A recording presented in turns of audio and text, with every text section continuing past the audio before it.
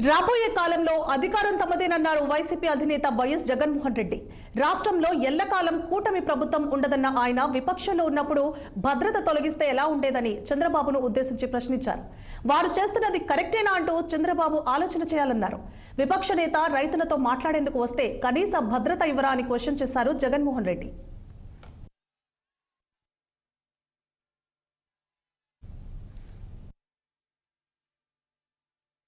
మిర్చి యార్డ్ ని జగన్మోహన్ రెడ్డి సందర్శించారు.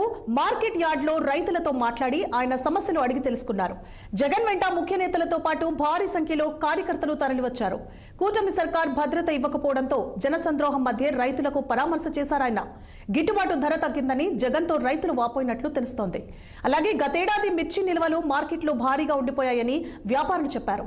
అయితే ఎమ్మెల్సీ ఎన్నికల కోడ్ అమలు సందర్భంగా జగన్ పర్యటనకు ఈసీ అనుమతి నిరాకరించిన సంగతి తెలిసిందే.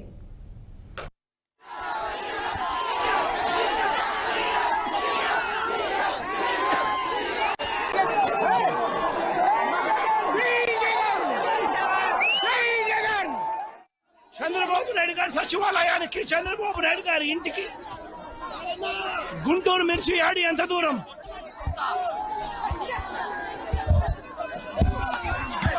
సచివాలయానికి, తన సచివాలయానికి కూతవేటు దూరంలో ఉన్న గుంటూరు మిర్చి యార్డులో రైతులు పడతా ఉన్న అవస్థలు చంద్రబాబు నాయుడు గారికి అర్థం కావడం లేదు. చంద్రబాబు నాయుడు గారికి రైతుల కష్టాలు కనిపించినా కూడా చంద్రబాబు నాయుడు గారి కళ్ళు మూసుకొని రైతులను కష్టాల పాలు చేస్తా ఉన్నాడు. ఈరోజు ఇదే గుంటూరు మిర్చి యార్డులో రైతులు పండించిన మిర్చి పంటకు కనీసం 10-11 వేల రూపాయల డబ్బులు కూడా రావడం లేదు. రైతులు కష్టపడి